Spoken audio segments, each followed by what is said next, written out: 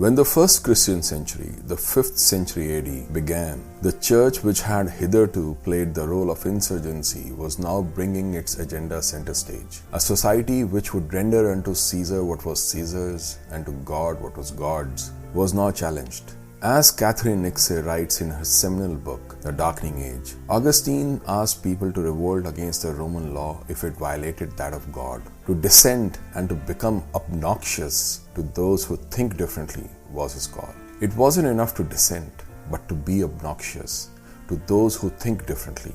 A revolt that is structured to take over a society cannot be complete unless it makes being obnoxious and abusive a legitimate expression against the incumbent social norms, beliefs and customs. When the CPIM members hacked Pranab and Malay Kumar Sen in 1970 and forced their mother to eat rice smeared in her son's blood, the communists were legitimizing hate, abuse and obnoxious ways against those who did not agree with them.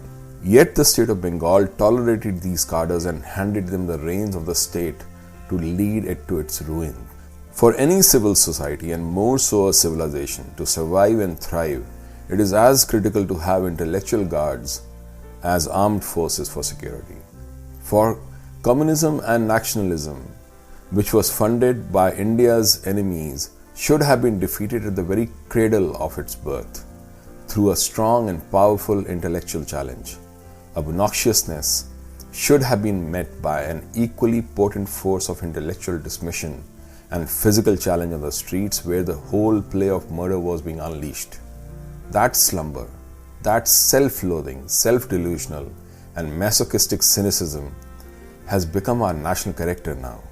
The fight is now within if something useful has to be passed on to the coming generations.